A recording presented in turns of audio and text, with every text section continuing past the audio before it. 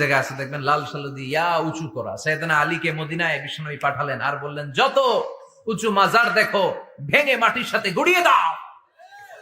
কবরস্থান উঁচু হবে না, কবর হবে সমান। এটাকে সেফটি দেওয়ার জন্য, সিকিউরিটি দেওয়ার জন্য আপনি চারদিকে সিম্পল বেড়া বা দেয়াল দিতে পারেন, যাতে গরু ছাগল যে এই কবরের অসম্মান না করে।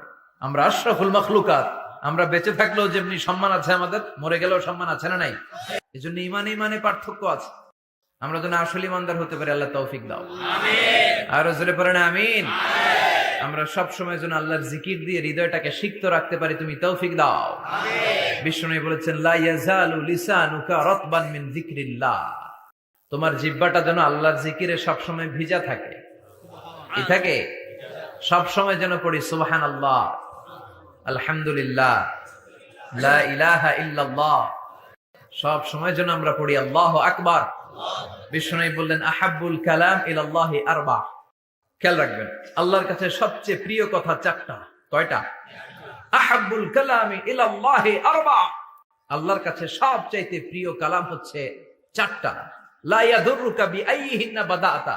এই চারটার কোনটা দিয়ে শুরু করবে এটা তোমার ব্যাপার, আগে পরে করলেও কোনো সমস্যা নাই। চারটার একটা হচ্ছে সুবহানাল্লাহ, আরেকটা হচ্ছে আলহামদুলিল্লাহ, আরেকটা হচ্ছে লা ইলাহা ইল্লাল্লাহ, আরেকটা হচ্ছে আল্লাহু আকবার। যেন সব সময় আল্লাহর জিকির করতে রাজি আছেন তো? আল্লাহরে ডাকতে রাজি আছেন? ফাযকুরুনি ওয়াশকুরুলি। আল্লাহ বলেন, যদি আমার জিকির করো আমিও তোমাদের জিকির করি, যদি আমার স্মরণ করো আমিও তোমাদের স্মরণ করি। আবার বিশ্বনবী বললেন, আল্লাহ ঘোষণা দেন, ফাইন যাকারানি ফি নাফসি যাকারতুহু ফি নাফসি। আমার বান্দা যদি একা একা আমার জিকির করে আমিও আমার বান্দাকে একা একা স্মরণ করি। ওয়া ইন যাকারানি ফি মালাইন যাকারতুহু ফি মালাইন খায়রিম মিনহু। আর মহা সম্মেলনে যদি বান্দা আমারে স্মরণ করে আমি এর চাইতো শ্রেষ্ঠ মহা সম্মেলন ফেরেশতাদেরকে নিয়ে আমার বান্দাকে স্মরণ করি। ওয়া ইন তাকাররাবা ইলাইয়া শিবরান তাকাররাবতু ইলাইহি যিরাআন। আমার বান্দা যদি আমার দিকে 1 বিঘত আসতে চায় আমি আমার বান্দার দিকে 1 হাত এগিয়ে যাই। আমার বান্দা যদি আমার দিকে 1 হাত আসতে চায় আমি আমার বান্দার দিকে 2 হাত চলে যাই। ওয়া ইন আতানি ইয়ামশি আতাইতুহু হারওয়ালা। আর আমার বান্দা যদি আমার কাছে হেঁটে হেঁটে আসতে চায় আমি আমার গোলামের দিকে দৌড়ে দৌড়ে যাই। ওই আল্লাহরে ভুলে গিয়ে আমরা মাজারে যে সিজদা দেই, কপাল পোড়া। আছে না নাই? দুদেল বান্দা কালমা চোরে, না পায় শ্মশান না পায় ঘর, দিন থাকিতে আয়রে পথে ছাইড়া দে ভণ্ডামি ভণ্ডামি ভণ্ডামি ভণ্ডামি, ছাইড়া দে ভণ্ডামি। ঠিক কি না? এই ভণ্ডামির সাথে আমাদের সম্পর্ক আছে? মাজার পূজার সাথে ইসলামের কোনো সম্পর্ক আছে? নামাজ কালাম পড়ে না ইবলিস শয়তানের নানা। আছে না নাই? এলাকায় মনে হয় নাই, অনেক জায়গায় আছে দেখবেন লাল সালু দিয়া উঁচু করা। সাইয়েদনা আলীকে মদিনায় বিশ্বনবী পাঠালেন আর বললেন, যত উঁচু মাজার দেখো ভেঙে মাটির সাথে গুড়িয়ে দাও। কবরস্থান উঁচু হবে না, কবর হবে সমান। এটাকে সেফটি দেওয়ার জন্য, সিকিউরিটি দেওয়ার জন্য আপনি চারদিকে সিম্পল বেড়া বা দেয়াল দিতে পারেন, যাতে গরু ছাগল যে এই কবরের অসম্মান না করে। আমরা আশরাফুল মাখলুকাত, আমরা বেঁচে থাকলেও যেমনি সম্মান আছে আমাদের, মরে গেলেও সম্মান আছে না নাই? আল্লাহ বললেন, ওয়ালাকাদ কাররামনা বানি আদম। আমি বনি আদমের সম্মান বাড়িয়ে দিয়েছি। জীবিত অবস্থায় যেমনি সম্মান, মরে গেলেও সম্মান। ঠিক কি না? বিশ্বনবী দেখলেন একটা লাশ যাচ্ছে, লাশ দেখে নবী দাঁড়িয়ে গেলেন। সাহাবারা বললেন, ইয়া রাসূলুল্লাহ ইন্নাহু ইয়াহুদি, এটা ইহুদির লাশ। দাঁড়ালেন কেন? বসেন। বিশ্বনবী বললেন, আওয়ালাইসাত নাফসান, এটা কি মানুষ না? এটা হোক না ইহুদি, হোক খ্রিস্টান, হোক নাস্তিক, এটা তো মানুষ। আমি তো মানুষকে সম্মান দিয়েছি। I have dignified the status of the sons of Adam. আমি বনি আদমের সম্মানকে বাড়িয়ে দিয়েছি। সবার উপরে মানুষ সত্য, তাহার উপরে নাই। এজন্য কবরকে সিকিউরিটি দিতে হবে, কিন্তু গম্বুজ বানানো যাবে? লাল সালু দেয়া যাবে? মাজারে আগরবাতি দেয়া যাবে? মোমবাতি, মশারি। অনেক মাজারের উপরে লম্বা মশারি টাঙানো আছে না নাই? ওর বাবারে মশাই কামড়ায়, কত বড় ডাকাত। তো মশাই যদি নিজ থেকে তাড়াইতে না পারে ও তোমারে কি করবে? কথা বলেন। মশা তাড়াতে পারে না নিজের গা থেকে, তোমারে কি বাঁচাবে? দেখবেন যে লোকটা মাজারে মশারি দেয়, ওর বাবার ডেঙ্গু জ্বর, ওর বাপেরে মশাই খায়, ওর মারে মশাই খায়। গোটা বিশ্বের সবগুলো আল্লাহর ওলি যদি একটা গ্লাসের পানিতে ফু দেয়, আর আপনার মা যদি আপনার মাথার মধ্যে হাত বুলিয়ে দেয়, আপনার মা যদি আপনার বুকে একটা ফু দিয়ে দেয়, সব পীর সাহেব একদিকে, মায়ের দোয়া আরেকদিকে, মায়ের দোয়া মুহূর্তে আবার আল্লাহর আরশে পৌঁছে যাবে।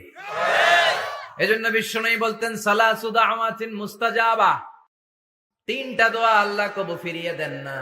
এক নম্বরে হচ্ছে দাওয়াতুল মুসাফির, সফর অবস্থায় দোয়া করলে কবুল করে কে? আল্লাহ। দুই নম্বরে দাওয়াতুল মাজলুম, অত্যাচারিত ব্যক্তির দোয়া কবুল করে কে? আল্লাহ। তিন নম্বরে দাওয়াতুল ওয়ালিদাইনি লিওয়ালাদিহি, মা বাবা যখন হাত তুলে ছেলে মেয়েদের জন্য আল্লাহর কাছে দোয়া করে, ওই দোয়াটাও কবুল করে কে? আল্লাহ। মাজারে মশারি দিবেন? লাল শালু দিবেন? আগরবাতি, মোমবাতি, কোন মানত? মাজারে মানত করা যায় না। ইন্নী নাযারতু লিররহমানি সাওমা, মানত করতে হয় রহমানের নামে, মানত হবে একজনের নামে। চিল্লায় বলেন তিনি কে? আল্লাহ। এজন্য মাজারে কিছু দেয়া যাবে না। এই ভণ্ডামি গোটা বাংলাদেশ ব্যাপী, আমরা বলে যাচ্ছি যতটুকু শুধরানোর শুধরাবে। হেদায়েত দেওয়ার মালিক একজন, চিল্লায় বলেন তিনি কে? আল্লাহ। অনেক পীর আছে এরকম ভণ্ড পীর, সারা বছরে নাকি একবারও গোসল করে না, 365 দিনে ওর গোসলের রুটিন একদিন, আর ওই একদিনের গোসলের পানি মুরিদরা সব খাইয়া শেষ করে ফেলায়। নাউজুবিল্লাহ কইবেন না? নামাজ কালাম পড়ে না, ইবলিস শয়তানের নানা, ধর্মের একখান খুঁটি ধইরা কয়দিন করবা হয়রানি। ভণ্ডামি ভণ্ডামি ভণ্ডামি, ছাইড়া দে ভণ্ডামি। দোদেল বান্দা কালমা চোর, না পায় শ্মশান না পায় ঘোর, দিন থাকিতে আয়রে পথে ছাইড়া দে ভণ্ডামি। ভণ্ডামি ভণ্ডামি ভণ্ডামি, ছাইড়া দে ভণ্ডামি। চিল্লায় বলেন ঠিক কিনা? এগুলোর সাথে আমাদের কোনো সম্পর্ক নেই। ইসলাম হচ্ছে সহজ। আদ-দীনু ইউসরুন লা উসরা ফি, আদ-দীনু ইউসর, দিন সহজ। এত জনের কাছে যাওয়া লাগবে না, আপনি ওই জেলায় যে ওই মাজারে মানত করা লাগবে না, আপনার সিলেটে যাওয়া লাগবে না, আপনার খানজানাইলের কাছে যাওয়া লাগবে না, আপনার কোথাও যাওয়া লাগবে না। আপনি বাড়ির পাশের মসজিদে পড়ে সেজদা দেন, মুহূর্তে দোয়া কবুল করে নিবে কে? আল্লাহ। রব্বুল আলামিন বলে, গোলাম আমারে ডাকস না কেন? তোর ডাকে সাড়া দেওয়ার জন্য আমি 24 আওয়ার্স রেডি। দুনিয়ার বুকে কোনো বিষয় নিয়ে যদি আমরা বারবার যাই, দুনিয়াতে লোকজন রেগে যায়, ঠিক কিনা? আমি ওনার কাছে গেলাম, ভাই আজকে একটা বিপদে পড়ছি, 500 টাকা দেন, দিয়ে দিল। এরপরের দিন আবার গেলাম, দিল। পরশু দিল, তরশু গেলে চেঁচা দিয়ে দিবে, একটা মাইর দিয়ে দিবে, ঠিক কিনা? কি পাইছো তুমি? প্রতিদিন 500 টাকা। বারবার কোন একটা ইস্যু নিয়ে কারো কাছে যাওয়া যায় না, এটা লজ্জার বিষয়, ঠিক কিনা? কিন্তু আল্লাহর বিষয়টা উল্টো। সুনানে তিরমিজির বর্ণনা, ইন্নাহু মান লাম ইয়াসআলিল্লাহ ইয়াগদাব আলাইহি, কোন বান্দা যদি কোনো বিষয় নিয়ে, কোনো ব্যাপার নিয়ে আল্লাহর কাছে বারবার না চায়, না যায়, আল্লাহ তার উপর রেগে যায়। এজন্য আল্লাহর কাছে বারবার চাওয়ার দরকার আছে না নাই? আপনার মনের জ্বালা যন্ত্রণা পূরণ করে দিতে পারে কে? এটার নাম তাওহীদ। এক আল্লাহ কেন্দ্রিক হওয়া, আল্লাহ সেন্টার্ড। আমাদের সবকিছু হবে আল্লাহ কেন্দ্রিক। বিপদে আপদে যে কোনো পরিস্থিতিতে সবার আগে কার কাছে যাব? এটার নাম তাওহীদ। এটার নাম তাওহীদেরই মুর্শিদ আমার মুহাম্মাদের নাম বলো, মুহাম্মাদের নাম। আল্লাহর নাম জপলে বুঝতে পারি, আল্লাহরই কালাম বলো, মুহাম্মাদের নাম।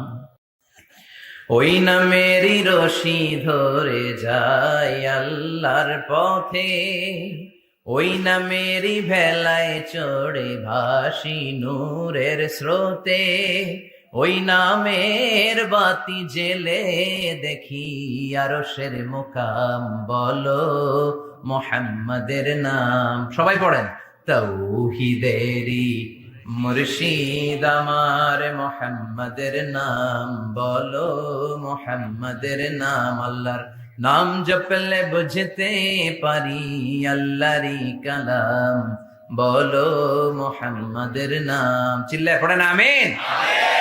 সব সময় বিপদে আপদে কার কাছে যাবেন? আপনার বিপদ দূর করতে পারে কে? আপনারে অসুস্থ থেকে সুস্থ বানিয়ে দিতে পারে কে? মনের জ্বালা যন্ত্রণা মিটাতে পারে কে? আল্লাহ ছাড়া কেউ পারবে? কোন মুফাসসিরে কোরআন আপনারে বাঁচাতে পারবে? কোন আল্লাহর ওলি বাঁচাতে পারবে? এমনকি আল্লাহর কোন পয়গাম্বার কোন নবী আপনার কিচ্ছু করতে পারে? করতে পারে একজন, তিনি কে? আমরা যেন সব সময় সে আল্লাহর জিকির করি। আল্লাহ তুমি তৌফিক দাও। আরো জোরে পড়ে না আমিন।